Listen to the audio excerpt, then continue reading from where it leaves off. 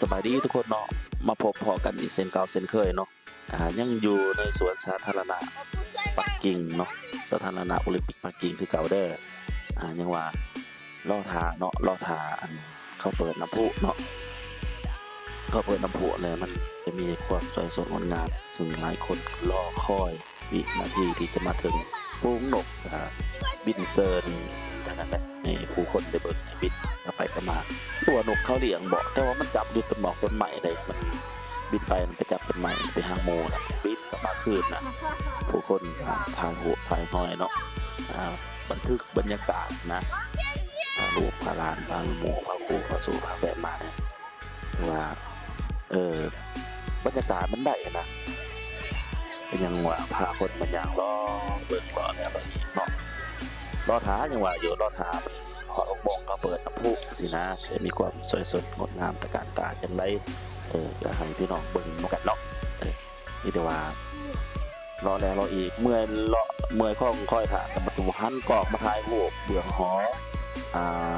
ค่อยเนาะหอค่อยของปักกิ่งบทขับจุดนะก็โค้งไปปักกิ่งนี่แหละโอลิมปิกปักกิ่งเดย์ปีก่อนเขาจัดหลายคนอาจสิหูอาจสิเห็นเนาะหลังจากย่างทั้งครึ่งแล้วย่างมาทั้งรูมเขาเริ่มเปิดแล้วเขาเริ่มเปิดน้ำพุแล้วแต่ว่ามัน6 โมงเลยดิแต่ว่ามันก็บ่ทันเลยขับไปน้ำพุขึ้นสูงนะตัวยอดโตใหญ่ๆประมาณ 4-50 เมตรนี่แหละ350 เมตรเนาะประมาณนี้แหละมันสูงนี่อันนี้ถ่ายมาใกล้ๆเลยเนี่ยว่าสิ่งที่คนกองคอยเด็กหน่อยอย่างต่างๆเขาเราถ่ายได้หูแล้วก็เปิดประมาณอยู่30 นาทีเนาะ30 นาทีแล้วก็ปิดกันแล้วกลับบ้านให้เล่าสินะแล้วการย่างเลาะตลาดสมซื้ออยู่ในกินแล้วก็เปิด30 นาทีหมดแล้วเฮาก็อยู่จนครบหมดเลยแต่ว่าน้ำพุบ้านเฮาก็มีเนาะอยู่ประตูไส้นะแต่ว่ามาเบิ่งน้ำพุบ้านเขามันใหญ่กว่าบ้านเฮาหลายนะครับมีสีสันซ้ำๆกันเนาะลุ่นลื่นกันเล็กๆน้อยแล้วแต่แวดล้อมของไผของเราในการปฏิบัติการเหตุการพัฒนาของแต่ละภูมิประเทศอย่างว่าคนก็ถ่ายรูปถ่ายห้อยม่วนกว่าตัวเพราะมาลินเพราะมาเบิ่งเพราะมาเที่ยวอยู่ได้เป็นตาม่วนซื้อน้ำเขาอยู่สำหรับประชาชนหรือว่าประชากรดำรงชีวิตอยู่ปักกิ่งหรือว่าเขาเอิ้นว่าจีนแผ่นดินใหญ่เนาะจีนนี่แผ่นดินใหญ่นี่ได้ใหญ่บ่ฮู้ว่าระดับที่เท่าไหร่ก็โลกหรือว่าที่2เหมาะประมาณนี้พอได้รู้ข้อมูลคนจริงก็เสิร์ชเบิ่งใน Google ว่าจีนแผ่นดินใหญ่อันดับที่เท่าไหร่นะก็อันนี้ก็เว้าเพิ่นไปเนาะก็บ่มีปัญหาอีหยัง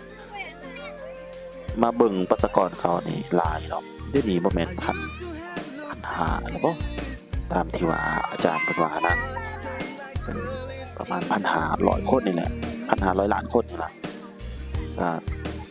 เกือบสิซ้ำกับอินเดียแล้วแต่ว่าอินเดียแฮงเพิ่มขึ้นหลายเลยมาเบิ่งประสบบรรยากาศกันพี่น้องนี่ความม่วนซื่นของพ่อแม่ที่ว่าพาเด็กน้อยเนาะมาน้ำก็ขึ้นจวดโค้งหันโค้งนี้ก็ว่ากันไปนกกระบินเซิร์ชถ่ายคนถ่ายโคถ่ายห้อยนะมันมีหลายบอร์ดหลายพักที่ว่าเขานั่งแล้วก็วาดกองไปเอาไอ้นกแม่นว่าหลายแต่อันบินมาเลยนี่เขาก็ใส่เห็นนกนะว่าโอ้ความสะอ่อนบ้านเพิ่นหลายมีสีสันงามตาหลายสิ่งเฮ็ดให้ผู้คนเฮ็ดเวียกแล้วเนาะไปพักผ่อนหย่อนใจเนาะพักผ่อนหย่อนอารมณ์เพื่อให้คลายเครียดจากหน้าเวียกหน้างาน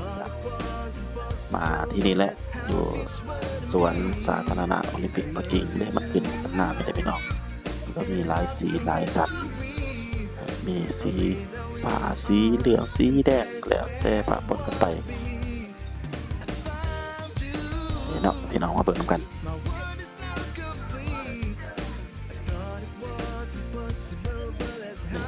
หลายสีหลายสันถือว่าดู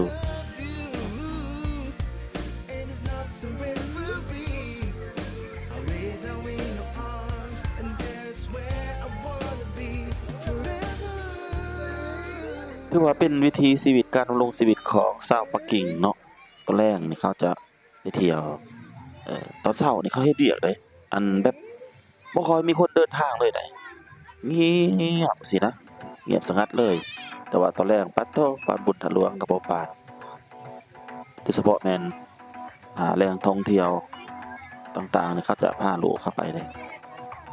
นี่เราก็ถ่ายวาดกล้องมาทางนี้เห็นหอคอยโอลิมปิกโอ้ไปขึ้นอุบับหลายสีหลายสันมากมายไปก็งามเขาเฮ็ดให้งามแต่ว่าเนาะคล้ายๆกับการ์ตูนเนาะคล้ายๆกับอยู่ในทีวีมันกราฟิกอะนะแต่มันเฮ็ดออกมาแล้วมันตัวแท้ตัวจริงเลยนะบ่แม่นแค่การแสดงบ่แม่นแค่การใส่สีสันตามดิจิตอลแต่มันเขาเฮ็ดตัวแท้เลยให้คนสัมผัสได้นะกลับมาน้ำโพอีกกลับมาน้ำโพนั่น